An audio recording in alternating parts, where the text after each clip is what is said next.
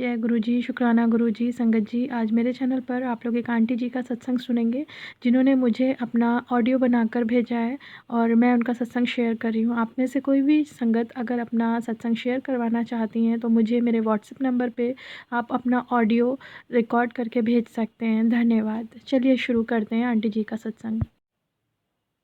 जय गुरु जी। मेरा आज का सत्संग मेरी गाड़ी से रिलेटेड है। कुछ साल पहले मेरी गाड़ी चोरी हो गई थी।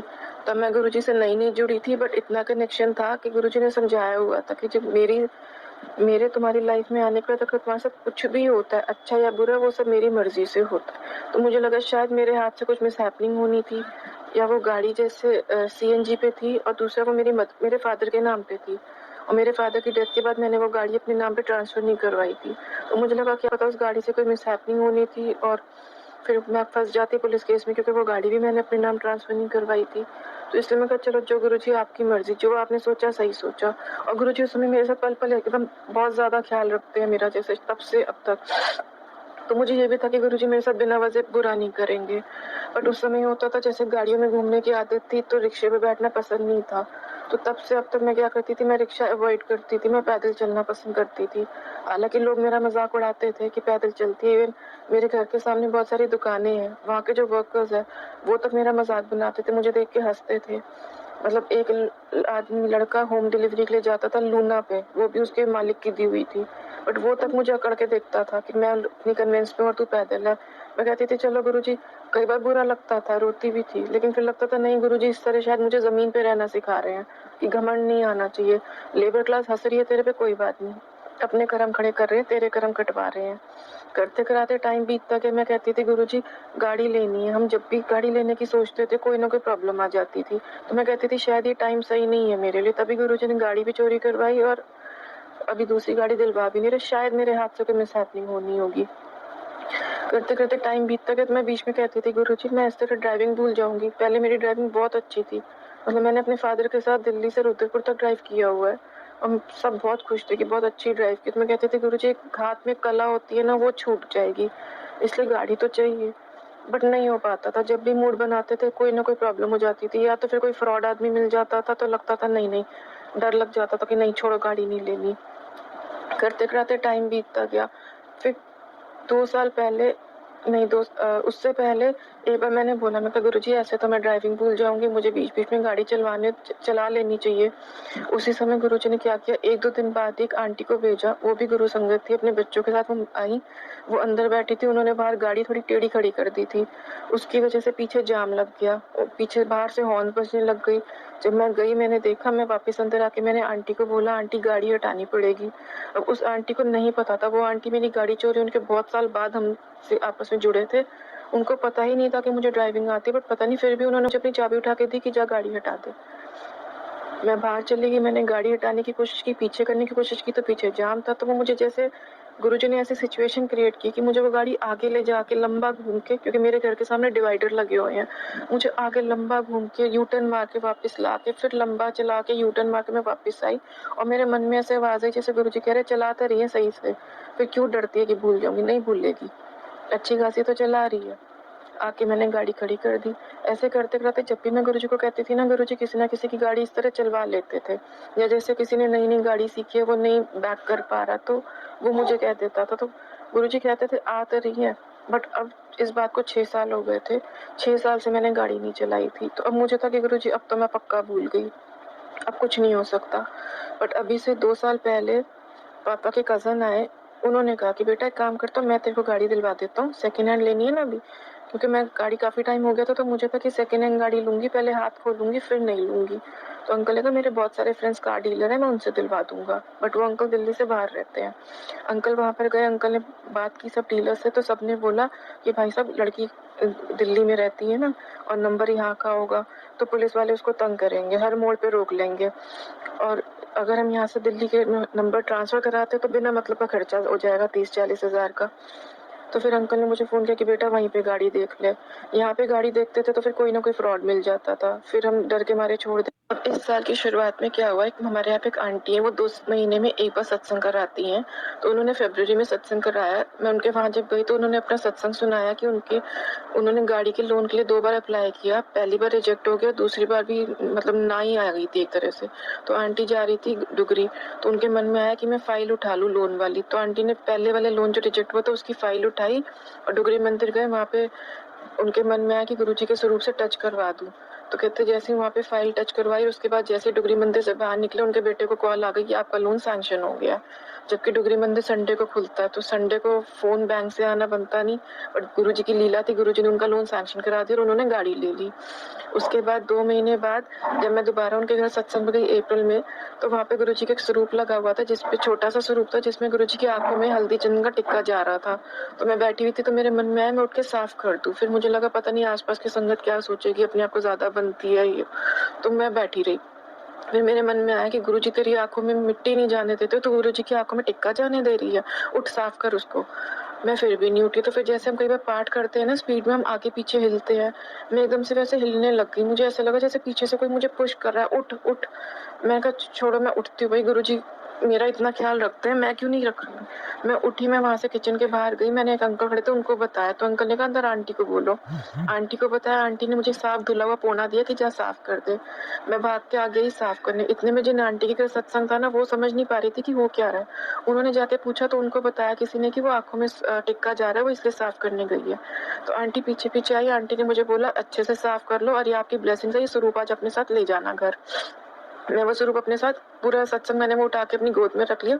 छोटा-सा स्वरूप था, मैं अपने घर ले आई। कुछ टाइम बाद मुझे रियलाइज़ हुआ कि वो जो स्वरूप था वो एक्चुअली में गाड़ी में लगने का स्वरूप था, जो गाड़ी में लगता है जिसके नीचे छोटी-सी प्लेट होती है प्लास्टिक की और उसके नीचे डबल साइडेड टेप होती है।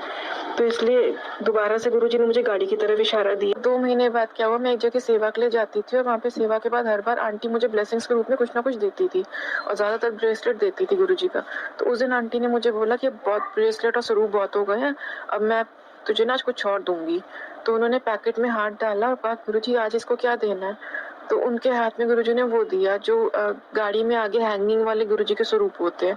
उन्होंने देखते ही मुझे बोला, कहते मम्मा के पास गाड़ी है? मैंने कहा नहीं, सोच रहे हैं लेने की। कहती वाह देख तुम सोच रहे हो, गुरुजी ने दे भी दिया ये हैंगिंग। तो मुझे ऐसा लगा जैसे इस साल गुरुजी कह रहे हैं गाड़ी ले लो, मतलब जो बुरा टाइम था वो निकल चुका है। फिर हमने गाड़ियाँ ढूँढनी शुरू की, बट उसमें भी हमारे साथ बहुत ज़्यादा फ्रॉड होता गया। देते थे। अब 2 साल बाद वही अंकल मेरे घर आए, जैसे गुरुजी ने ठान लिया था ना अब तो तेरा काम बनाना ही है, या ये कहो कि कोई बुरा टाइम था जो निकल चुका था। तो अंकल ने कहा बेटा मैं तेरे को गाड़ी दिलवा के भेजता हूँ। तो मैंने कहा अंकल वही नंबर वाला प्रॉब्लम आएगी। तो अंकल ने एकदम से बोला बेटा तुमने गाड़ी तेरे नाम ट्रांसफ़र ना करा के ना अपने नाम ट्रांसफ़र करा लूँगा, तो फिर दिल्ली में ट्रांसफ़र कराने की बात नहीं आएगी। ठीक है जी। फिर मैं कहा अंकल जब मुझे दोबारा वो गाड़ी बेचनी होगी तो दिल्ली में तो बिकेगी नहीं। तो कहते तू मुझे वापस भेज दे, मैं भेज दूँगा। मतलब सारी प्रॉब्लम्स एक के बाद एक बैठे-बिठाए 5 मिनट के अंदर ही सॉल्व हो गई। उसके बाद अंकल ने वहाँ जाते ही गाड़ी ढूँढनी शुरू की, डीलर्स वगैरह ने फ़ोटोज़ भेजी, कोई पसंद नहीं आती थी, कभी कुछ, कभी कुछ। अब मैं नवरात्रों में एक दिन कालका जी मंदिर से वापस आ रही थी, तो मेट्रो स्टेशन पे जहाँ पे गाड़ी वो मेट्रो चेंज करते हैं, वहाँ पे अचानक से अंकल का फ़ोन आया। अंकल ने बोला बेटा होंडा जैज़ लेगी? मैं कहा अंकल होंडा की गाड़ी में मेंटेनेंस ज़्यादा होती है। कहते नहीं कोई ज़्यादा नहीं होती, मैंने खुद 10 साल रखी थी। फिर उन्होंने बताया कि हमारे रिलेटिव्स ही हैं, मतलब ये पापा के कज़न ब्रदर हैं, वो पापा के कज़न सिस्टर के हस्बैंड की हैं। कहा कि उनकी गाड़ी है, ज़्यादा चली भी नहीं हुई है। मुझे एक डीलर ने बोला कि आप बाहर गाड़ी ढूँढ रहे हो, आपके अपने जीजा जी बेच रहे हैं, आप उनसे ले लो। तो अभी मैंने उनसे बात नहीं की, मैं तुझे डीलर से जो भी उसकी वो ली है मैंने फीचर्स वो तेरे को भेज रहा हूँ, तू देख पसंद आती है तो मैं आगे जीजा जी से बात करता हूँ। मैंने देखी, मुझे सही लगी, मैंने बोल दिया अंकल ठीक है, लेकिन मैं कहा अंकल हो सके तो किसी मैकेनिक से चेक करवा लेना, चलवा लेना। तो अंकल ने बोला कि बेटा घर की गाड़ी है, मैं उनसे डायरेक्टली बोलूँगा कि अपनी बच्ची ने गाड़ी चलानी है और दिल्ली में चलानी है, हम दूर बैठे हैं तो इसलिए कोशिश करना कि भाई कोई प्रॉब्लम ना हो, इसलिए सच-सच बता दो गाड़ी बेच क्यों रहे हो, क्या प्रॉब्लम है उसमें। उससे पहले जब मैं गाड़ी ढूँढ रही थी सेकंड हैंड, तब मुझे जैसे एक बंदा मिला था, उसने थोड़ा-सा फ्रॉड करने की कोशिश की थी। जैसे जल्दबाज़ी कर रहे थे, गुस्सा करने लग गए मुझे देख के कि लड़की अकेली है कि हम दोबारा गाड़ी नहीं दिखाएँगे। तो मुझे ऐसा डर लगा कि ये चोरी की गाड़ी तो नहीं है। और उससे पहले मुझे जैसे होता था कि किसी ने बोला गुरुजी सेकंड हैंड गाड़ी पसंद नहीं करते, तो मैं कहती थी गुरुजी लेकिन मेरी ज़रूरत तो सेकंड हैंड गाड़ी ही है। तो फिर मैं कहती थी गुरुजी ऐसे करूँगी ना आपकी किसी संगत से ही ले लूँगी, तो गाड़ी पहले भी आपकी बाद में भी आपकी, तो फिर आपके लिए तो सेकंड हैंड नहीं होगी। तो जैसे गुरुजी हर चीज़ प्रैक्टिकली सिखाते हैं। मेरे पास 2 गाड़ियों की फ़ोटो आई थी जब मैं दिल्ली में ढूँढ रही थी। एक के पीछे गुरुजी लिखा हुआ था, तो मैंने ऑटोमैटिकली जैसे होता है ना पहली गाड़ी छोड़ के दूसरी गाड़ी को प्रेफ़रेंस दी। बट उस गाड़ी की बारी जैसे ही मैं घर से निकली देखने के लिए मुझे कॉल आ गया कि कैश लेके आना, बयाना देना है। तो मैंने कहा भैया ऐसे थोड़ी ना दे दूँगी, पहले किसी मैकेनिक को दिखाऊँगी, पहले मैं पसंद करूँगी फिर। कह रहे नहीं, नहीं कैश ले आना। जैसे वो जल्दी मचा रहा था। वहाँ गई तो जो ओनर था वो मुझे गुस्सा करने लग गया कि मैं दोबारा गाड़ी नहीं दिखाऊँगा। मैंने कहा अंकल लोग तो 4-5 बार गाड़ी दिखाते हैं बेचने वाले, मैं तो सिर्फ़ 2 बार ही कह रही हूँ कि मुझे ठीक लग रही है, मैं अपने ड्राइवर या किसी मैकेनिक को दिखाऊँगी। तो वो मुझे गुस्सा करने लग गई कि गुस्से डर के मारे लड़की डर जाएगी। तो मैंने वो पलट के बोल दिया, मैंने कहा अंकल गाड़ी चोरी की है क्या? उसके बाद जो मेरे थ्रू बंदा गया था मेरे मतलब जो मेरे तरफ से था वो मुझे कहता दीदी मैं ना 1 रुपया भी नहीं बना रहा हूँ, लेकिन अगर आपका मन करे तो आप कुछ दे देना। बट जो सामने वाले अंकल थे ना, अगर वो 3.50 कहते थे तो ये मुझे 3.55 बोलता है, वो 3.40 पे आए तो ये मुझे 3.45 बोलता है। कहा सीधा-सीधा तू 5,000 रुपए बना रहा है, मुझे क्या तू बोल रहा है मैं 1 रुपया नहीं कमा रहा। तो मतलब ये चीज़ देख के मैं बहुत डर गई थी। मगर गुरुजी कोई विश्वास के लायक नहीं। तो गुरुजी यही कहते हैं कि ज़रूरी नहीं किसी गाड़ी के पीछे गुरुजी लिखा तो वो गाड़ी सही होएगी। या ये भी नहीं मतलब मुझे गुरुजी ने काफ़ी बार ये भी दिखाया है कि तुम्हें लगता है कि सामने वाला गुरु संगत है तो इस पे आँख बंद करके भरोसा कर लो। नहीं, गुरु संगत कहने वाले लोग भी कई बार फ्रॉड निकलते हैं। मैंने ऐसे बहुत से आदमी देखे हैं जो सिर्फ़ गुरुजी इसलिए करते हैं कि इस बहाने गुरुजी की संगत में जो लड़कियाँ हैं वो हमसे बात कर लेंगी। मतलब मैंने गुरुजी करने वाले लोगों में भी देखा है जो लूज़ कैरेक्टर आदमी तक देखे हैं मैंने। मुझे पता है ये बात कुछ लोगों को गलत लगेगी, लेकिन मुझे लगता है कि ये बात बाकी संगत को बतानी चाहिए ताकि सब अलर्ट रहें कि गुरुजी कहते हैं ज़रूरी नहीं सामने वाला गुरु संगत है तो तुम आँख बंद करके उस पे भरोसा करो। हर तरफ आँखें खोल के चलो, चाहे सामने वाला गुरुजी वाला ही क्यों ना हो, चाहे गाड़ी के पीछे गुरुजी ही क्यों ना लिखा हो, आँखें खोल के चल। उस समय मैं बहुत डर गई थी, मैंने हाथ जोड़ दिए थे कि नहीं गुरुजी अब मैं गाड़ी नहीं देख रही। तो फिर जब इन अंकल ने अपने जीजा जी से बात की कि घर की बच्ची नहीं चलानी है देख लो, तो उन्होंने इतना बोला कि भाई साहब सिर्फ 70,000 गाड़ी चली हुई है, मेरे पास 3 गाड़ियाँ हैं, बच्चे मेरे बाहर गए हुए हैं पढ़ने के लिए तो इसलिए गाड़ी चलाने वाला कोई नहीं है और मैं सिर्फ घर से दुकान और दुकान से घर तक ही चलाता हूँ इसलिए मैं गाड़ी बेच रहा हूँ, बाकी बच्ची वो मेरी भी तो है, मैं धोखा क्यों करूँगा उस बच्ची के साथ। मुझे भी पता है दिल्ली में दूर बैठी है वो, हमसे अकेले कोई प्रॉब्लम होगी कहाँ से संभालेगी वो। तो अंकल ने फिर उसके बाद नवरात्रों में वो गाड़ी अंकल ले आए और अंकल ने मुझे फ़ोन किया कि बेटा मैं गाड़ी ले आया हूँ और मैं 3-4 दिन में ड्राइवर के हाथों भेज दूँगा। तो तब तक गाड़ी अंकल ने चला के भी देख ली। अब जिस दिन अंकल ने मुझे फ़ोन किया कि मैं गाड़ी ले आया हूँ, मुझे उस दिन गुरुजी का मैसेज मिलता है, जा तेनू गाड़ी ब्लेस कीती, तेनू मेरे एंजल नंबर दी ब्लेसिंग मिलूगी। और संगत जी जब वो गाड़ी पहुँची है, वो उसका नंबर मैंने सबसे पहले नंबर देखा, मतलब गाड़ी मैंने ऊपर से बाद में देखी, पहले मैंने नंबर देखा, उसका नंबर है 2122 जिसका टोटल होता है 7। मैं कहा बस मम्मी गाड़ी तो अब गुरुजी की भेजी हुई है। उसके बाद हुआ ये था कि मेरे कज़न का फंक्शन था आगरा में, तो हमें 17 अक्टूबर को जाना था और गाड़ी चोरी होने के बाद मुझे काफ़ी रिश्तेदारियों में काफ़ी लोग ऐसे हैं जिन्होंने बहुत नीचा दिखाया था कि तेरे पास गाड़ी नहीं है, जबकि फाइनेंशियली वो लोग हम पे डिपेंड करते हैं, कई बार हेल्प मांगते हैं और हम देते भी हैं, लेकिन गाड़ी ना होने पे मुझे इन लोगों ने इतना नीचा दिखाया था कि मैं एकदम टूट चुकी थी कि गुरुजी गाड़ी बहुत बड़ी चीज़ है, अगर इंसान के पास गाड़ी ना हो ना तो उसको रिश्तेदारी में जाने का हक नहीं है, फिर कोई साथ नहीं देता, सब नीचा दिखाते हैं।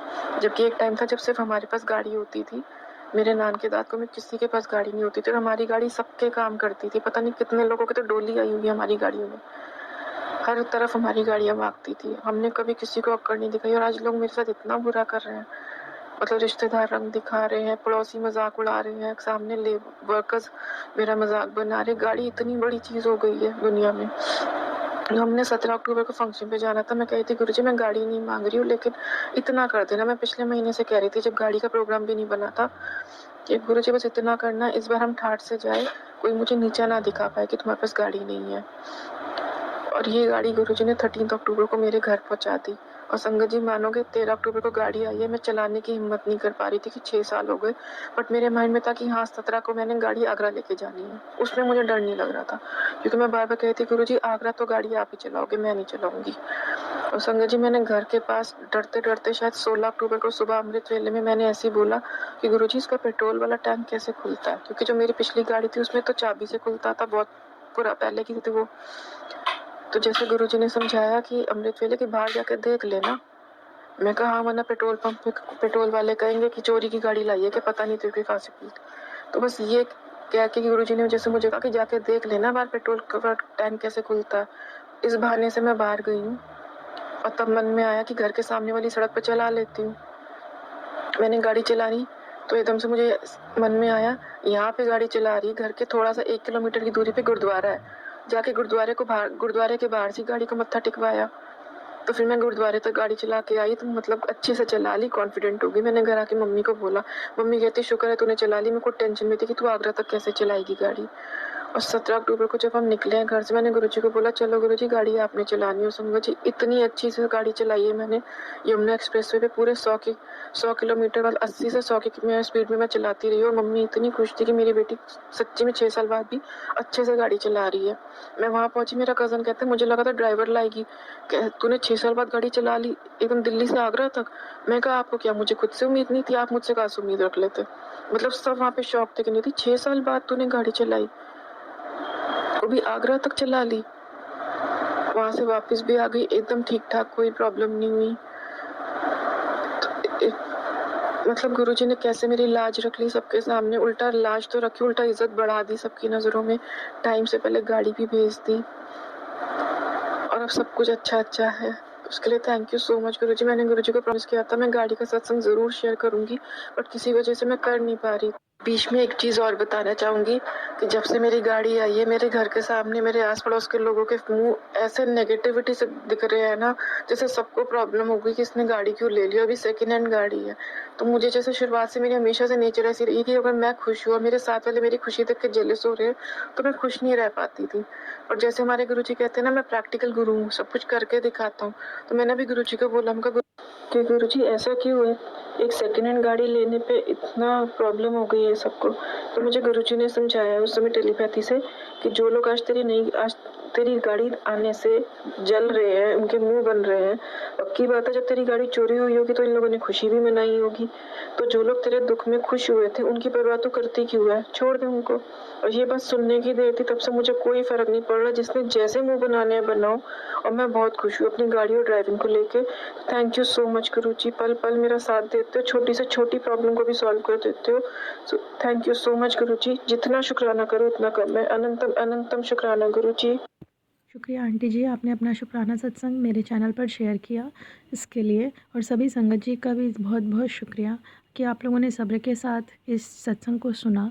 हम लोगों को दूसरों की मदद करने में अपना समय वैसे देना चाहिए। जो हमारे आसपास लोग हैं वो हमारे लिए क्या नेगेटिविटी रखते हैं, इसमें अपना समय ना ख़राब करके हमको इस बात पर ध्यान देना चाहिए कि हम कैसे समाज के लिए कुछ भी कर सकते हैं, हमारा योगदान क्या हो सकता है। क्योंकि हम इस संसार में सिर्फ देने आए हैं, लेने के लिए अगर हम अपेक्षा करेंगे तो दुखी ही होंगे। और जब हम देने की कोशिश करते हैं ना, तो हमारे आसपास हमें पॉजिटिविटी बहुत दिखती है और सभी हमारे साथ बहुत प्रेम से रहने लगते हैं और हमारे दुख में भी हमारे साथ खड़े होते हैं। अनंतम शुक्राना गुरुपाद।